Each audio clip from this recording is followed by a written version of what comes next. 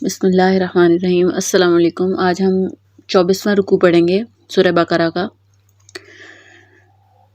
اعوذ باللہ من الشیطان الرجیم، بسم اللہ الرحمن الرحیم۔ یسألونک عن الاہلہ، اے نبی صلی اللہ علیہ وسلم یہ آپ سے پوچھ رہے ہیں چاند کی گھٹتی بڑھتی صورتوں کے بارے میں۔ قل ہی مواقیت للناس والحج، کہہ دیجئے یہ لوگوں کے لیے اوقات کا تعین ہے اور حج کے لیے ہے۔ یہ اللہ تعالیٰ نے چاند جو ہے ایک کیلنڈر سمجھ لیں لٹکا دیا ہے۔ چاند کو دیکھ کے تاریخ کا پتہ چلتا ہے۔ چاند کو دیکھ کے پتہ چلے گا کہ چاند کی پہلی تاریخ ہو گئی ہے۔ کچھ دنوں بعد نصف چاند دیکھ کے پتہ چل جائے گا کہ ایک ہفتہ گزر گیا ہے۔ 2 ہفتے ہو گئے تو پورا چاند ہو گیا۔ اب اس نے گھٹنا شروع کر دیا، کم ہونا شروع کر دیا، تو یہ نظام گویا لوگوں کے لیے اوقات کار کا تعین کرتا ہے۔ خاص طور پہ سب سے اہم معاملہ حج کا ہے۔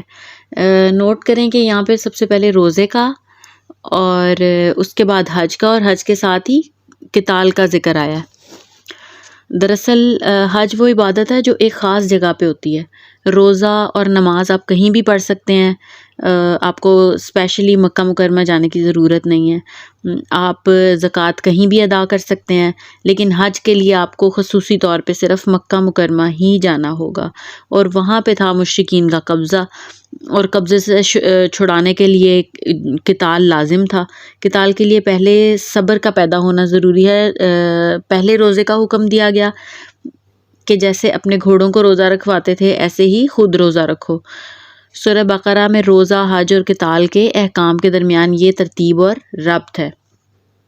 وَلَيْسَ الْبِرُّ بِأَن تَأْتُوا الْبُيُوتَ مِن ظُهُورِهَا وَلَكِنَّ الْبِرَّ مَنِ اتَّقَىٰ، اور یہ کوئی نیکی نہیں ہے کہ تم گھروں میں ان کی پشت کی طرف سے داخل ہو، بلکہ نیکی تو اس کی ہے جس نے تقوی اختیار کیا۔ اہل عرب جاہلیت کے دور میں حج تو کر رہے تھے، لیکن جو مناسک حج ہے اس میں انہوں نے کافی زیادہ رسومات اپنی طرف سے ایڈ کر لی ہوئی تھیں، کچھ بدعات انہوں نے ایڈ کر لی ہوئی تھیں اس میں۔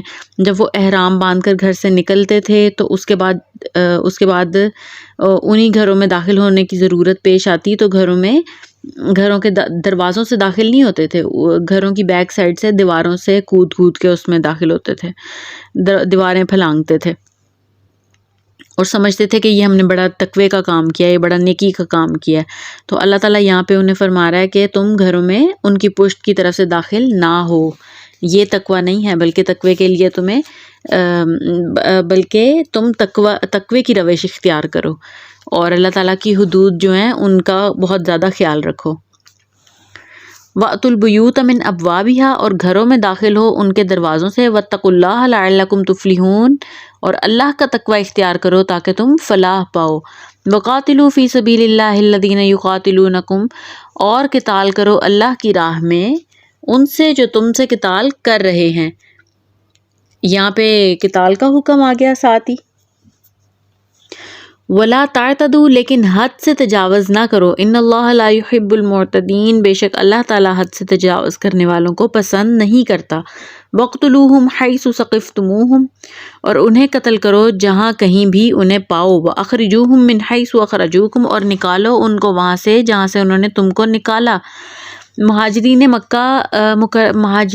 مکہ مکرمہ سے نکالے گئے تھے، انہیں اور حضرت محمد صلی اللہ علیہ وسلم کو بہت زیادہ تنگ کیا تھا مکہ والوں نے، تبھی انہوں نے ہجرت کی اور وہ وہاں سے چلے گئے۔ تو اب حکم دیا جا رہا ہے کہ نکالو انہیں وہاں سے جہاں سے انہوں نے تمہیں نکالا۔ وَالْفِتْنَةُ أَشَدُّ مِنَ الْقَتْلِ، اور فتنہ قتل سے بڑھ کر ہے۔ کفار و مشرکین سے قتال کے زمن میں کہیں یہ خیال نہ آئے کہ قتل اور خون ریزی بری بات ہے، یاد رکھو کہ فتنہ اس سے بھی زیادہ بری بات ہے۔ فتنہ کیا ہے؟ ایسے حالات جن میں انسان خدائے واحد کی بندگی نہ کر سکے، اسے غلط کاموں پہ مجبور کیا جائے، وہ حرام خوری پر مجبور ہو گیا ہو، سارے حالات کیا ہیں؟ فتنہ ہیں۔ تو واضح رہے کہ قتل اور خون ریزی اتنی بری شے نہیں ہے جتنی فتنہ برا ہے۔ وَلَا تُقَاتِلُوهُمْ عِنْدَ الْمَسْجِدِ الْحَرَامِ، ہاں مسجد حرام کے پاس ان سے جنگ مت کرو۔ حَتَّى يُقَاتِلُوكُمْ فِيهِ، جب تک وہ تم سے اس میں جنگ نہ چھیڑیں۔ فَإِنْ قَاتَلُوكُمْ فَاقْتُلُوهُمْ، پھر اگر وہ تم سے جنگ کریں تو ان کو قتل کرو۔ كَذَلِكَ جَزَاءُ الْكَافِرِينَ، یہی بدلہ ہے کافروں کا۔ فَإِنِ انتَهَوْا فَإِنَّ اللَّهَ غَفُورٌ رَحِيمٌ، پھر اگر وہ باز آ جائیں تو یقیناً اللہ بخشنے والا بہت مہربان ہے۔ وَقَاتِلُوهُمْ حَتَّى لَا تَكُونَ فِتْنَةٌ وَيَكُونَ الدِّينُ لِلَّهِ، اور لڑو ان سے یہاں تک کہ فتنہ باقی نہ رہے اور دین اللہ کا ہو جائے۔ فَإِنِ انتَهَوْا فَلَا عُدْوَانَ إِلَّا عَلَى الظَّالِمِينَ، پھر اگر وہ باز آ جائیں تو کوئی زیادتی جائز نہیں مگر ظالموں پر۔ اب یہ جنگ کا مرحلہ شروع ہو گیا ہے۔ مسلمانوں جان لو، ایک دور وہ تھا کہ 12-13 برس تک تمہیں حکم تھا کفو ایدیکم، اپنے ہاتھ باندھے رکھو، مارے کھاؤ لیکن ہاتھ مت اٹھانا۔ اب تمہیں دعوت اور تحریک نئے دور سے اب ایک دعوت اور ایک تحریک ہے جو نئے دور میں داخل ہو گئی ہے۔ اب جب تمہاری تلواریں نیام سے باہر آ گئی ہیں تو یہ نیام میں نہ جائیں جب تک یہ فتنہ بالکل ختم نہ ہو جائے اور دین اللہ ہی کے لیے ہے، اللہ ہی کا دین قائم ہو جائے۔ پوری زندگی میں اس کے احکام کی تنفیذ ہو رہی ہے۔ یہ آیت سورہ انفال میں زیادہ نکھری ہوئی شان کے ساتھ آئی ہے۔ وَقَاتِلُوهُمْ حَتَّى لَا تَكُونَ فِتْنَةٌ وَيَكُونَ الدِّينُ لِلَّهِ، يَكُونَ الدِّينُ كُلُّهُ لِلَّهِ، یہاں پہ ہے یکون الدین للہ اور وہاں پہ ہے یکون الدین کلہ للہ، اور جنگ کرو ان سے یہاں تک کہ فتنہ باقی نہ رہے اور دین کل کا کل اللہ کے لیے ہو جائے۔ دین کی بالادستی جزوی طور پر نہیں بلکہ کلی طور پر پوری انسانی زندگی پر قائم ہو جائے، انفرادی زندگی پر بھی اور اجتماعی زندگی پر بھی۔ اجتماعی زندگی کے بھی سارے پہلو کلی طور پر اللہ کے احکام کے تابع ہو جائیں۔ الشہر الحرام بالشہر الحرام، حرمت والا مہینہ بدلہ ہے حرمت والے مہینے کا، والحرمات قصاص، اور حرمات کے اندر بھی بدلہ ہے۔ یعنی اگر انہوں نے حرمت والے مہینے میں لڑائی شروع کی ہے، بے حرمتی کی ہے، تو اس کے بدلے یہ نہیں ہے کہ تم لوگ ہاتھ پہ ہاتھ باندھ کے کھڑے رہو اور حرمت والے مہینے کا احترام کرتے رہو اور انہیں کوئی جواب دو ہی نہیں۔ حدود حرم اور اشہر حرم کی حرمت اہل عرب کے ہاں مسلم تھی، ان کے ہاں یہ طے تھا کہ ان 4 مہینوں میں کوئی خون ریزی، کوئی جنگ نہیں ہوگی، یہاں تک کہ کوئی اپنے باپ کے قاتل کو پالے تو وہ اس کو بھی قتل نہیں کرے گا۔ یہاں وضاحت کی جا رہی ہے کہ اگر اس مہینے میں یا حرم کی حدود کے اندر، خانہ کعبہ کی حدود کے اندر جنگ واقعتاً بہت بڑا گناہ ہے، لیکن اگر کفار کی طرف سے ان کی حرمت کا لحاظ نہ رکھا جائے اور وہ اقدام کریں تو اب یہ نہیں ہوگا کہ ہاتھ پاؤں باندھ کر اپنے آپ کو پیش کر دیا جائے، بلکہ جوابی کارروائی کرنی ہوگی۔ اس جوابی اقدام میں اگر حدود حرم یا ان مہینوں کی بے حرمتی کرنی پڑے تو اس کا وبال بھی ان پر آئے گا جنہوں نے اس معاملے میں پہل کی ہوگی۔ فَمَنِ اعْتَدَىٰ عَلَيْكُمْ فَاعْتَدُوا عَلَيْهِ بِمِثْلِ مَا اعْتَدَىٰ عَلَيْكُمْ، تو جو کوئی بھی تم پر زیادتی کرتا ہے تو تم بھی اس کے خلاف کارروائی کرو جیسے کہ اس نے تم پر زیادتی کی۔ وَاتَّقُوا اللَّهَ، اور اللہ کا تقوی اختیار کرو۔ وَاعْلَمُوا أَنَّ اللَّهَ مَعَ الْمُتَّقِينَ، اور جان لو کہ اللہ متقیوں کے ساتھ ہے۔ اب آگے خرچ کرنے کا حکم آ رہا ہے، اللہ کی راہ میں خرچ کرنے کا حکم آ رہا ہے مال۔ اگر فوج کے لیے جس طرح ساز و سامان اکٹھا کرنا ہے، اب قتال کے لیے جانا ہے، اگر جنگ کے لیے جانا ہے تو اس کے لیے ساز و سامان کی تو ضرورت پڑے گی، تو اس کے لیے انفاق مال لازم ہے، مال خرچ کرو۔ وَأَنفِقُوا فِي سَبِيلِ اللَّهِ وَلَا تُلْقُوا بِأَيْدِيكُمْ إِلَى التَّهْلُكَةِ، اور خرچ کرو اللہ کی راہ میں اور مت ڈالو اپنے آپ کو اپنے ہاتھوں ہلاکت میں۔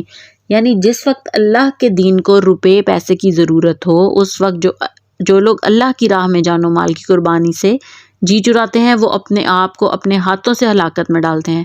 جیسے رسول اللہ صلی اللہ علیہ وسلم نے غزوہ تبوک کے موقع پر عام اپیل کی اور اس وقت جو لوگ اپنے مال کو سمیٹ کر بیٹھے رہے تو گویا انہوں نے اپنے آپ کو خود ہلاکت میں ڈال دیا۔ وَأَحْسِنُوا، اور احسان کی روش اختیار کرو، اپنے دین کے اندر خوبصورتی پیدا کرو، دین میں بہتر سے بہتر مقام حاصل کرنے کی کوشش کرو۔ ہمارا معاملہ یہ ہے کہ دنیا میں آگے سے آگے اور دین میں پیچھے سے پیچھے رہنے کی کوشش کرتے ہیں۔ دین میں یہ دیکھیں کہ کم سے کم پر گزارا ہو جائے، جبکہ دنیا کے معاملے میں آگے سے آگے نکلنے کی کوشش۔ فَاسْتَبِقُوا الْخَيْرَاتِ، پس تم نیکیوں میں ایک دوسرے سے بازی لے جانے کی کوشش کرو۔ إِنَّ اللَّهَ يُحِبُّ الْمُحْسِنِينَ، یقیناً اللہ تعالیٰ محسنین کو پسند کرتا ہے، ان لوگوں کو پسند کرتا ہے جو درجہ احسان پر فائز ہوتے ہیں۔ حدیث جبرائیل جسے امت السنہ کہا جاتا ہے، میں حضرت جبرائیل علیہ السلام نے رسول اللہ صلی اللہ علیہ وسلم سے 3 سوال کیے تھے۔ اخبرنی عن الاسلام، مجھے اسلام کے بارے میں بتائیے کہ اسلام کیا ہے۔ اخبرنی عن الایمان، مجھے ایمان کے بارے میں بتائیے کہ ایمان کیا ہے۔ اخبرنی عن الاحسان، مجھے احسان کے بارے میں بتائیے کہ احسان کیا ہے۔ احسان کے بارے میں رسول اللہ صلی اللہ علیہ وسلم نے ارشاد فرمایا ان تعبد اللہ کأنک تراہ فإن لم تکن تراہ فإنہ یراک۔ احسان یہ ہے کہ تو اللہ تعالیٰ کی عبادت ایسے کرے گویا تو اسے دیکھ رہا ہے، پھر اگر تو اسے نہ دیکھ سکے یعنی یہ کیفیت حاصل نہ ہو سکے تو کم از کم یہ خیال رہے کہ وہ تجھے دیکھ رہا ہے۔ دین کے سارے کام، عبادات، انفاق اور جہاد و قتال ایسی کیفیت میں اور ایسے اخلاص کے ساتھ ہوں گویا تم اپنی آنکھوں سے اللہ کو دیکھ رہے ہو۔ اور اگر یہ مقام اور یہ کیفیت نہ حاصل ہو رہی ہو تو کم از کم یہ کیفیت تو ہو جائے کہ اللہ تعالیٰ تمہیں دیکھ رہا ہے۔ یہ احسان ہے۔ عام طور پہ اس کا ترجمہ اس انداز میں نہیں کیا گیا، اس کو اچھی طرح سمجھ لیں۔ یہ ویسے مضمون زیادہ وضاحت کے ساتھ سورہ مائدہ میں پڑھیں گے انشاءاللہ۔ وَأَتِمُّ الْحَجَّ وَالْعُمْرَةَ لِلَّهِ، اور حج اور عمرہ مکمل کرو اللہ کے لیے۔ عمرہ کے لیے احرام تو مدینہ منورہ سے 7 میل باہر نکل کر ہی باندھ لیا جائے گا، لیکن حج مکمل تب ہوگا جب طواف بھی ہوگا، وقوف عرفہ بھی ہوگا اور اس کے سارے مناسک ادا کیے جائیں گے۔ لہٰذا جو شخص بھی حج کی یا عمرے کی نیت کر لے تو پھر اسے تمام مناسک کو مکمل کرنا چاہیے، کوئی کمی نہ رہے۔ فَإِنْ أُحْصِرْتُمْ، پھر اگر تمہیں گھیر لیا جائے یعنی روک دیا جائے، جیسا کہ 6 ہجری میں ہوا کہ مسلمانوں کو صلح حدیبیہ کرنی پڑی اور عمرہ ادا کیے بغیر ہی واپس جانا پڑا۔ مشرکین مکہ اڑ گئے تھے کہ مسلمانوں کو مکہ میں داخل نہیں ہونے دیں گے۔ فَمَسْتَيْسَرَ مِنَ الْحَدْيِ، تو جو کوئی بھی قربانی میسر ہو وہ پیش کر دو۔ یہ دم احصار کہلاتا ہے کہ چونکہ اب ہم آگے نہیں جا سکتے، ہمیں یہیں احرام کھولنا پڑ رہا ہے تو ہم اللہ کے نام پر یہ جانور دے رہے ہیں۔ یہ ایک طرح سے اس کا کفارہ ہے۔ وَلَا تَحْلِقُوا رُؤُوسَكُمْ حَتَّى يَبْلُغَ الْحَدْيُ مَحِلَّهُ، اور اپنے سر اس وقت تک نہ منڈو جب تک کہ قربانی اپنی جگہ نہ پہنچ جائے، یعنی جہاں جا کر قربانی کا جانور ذبح ہونا ہے وہاں پہنچ نہ جائے۔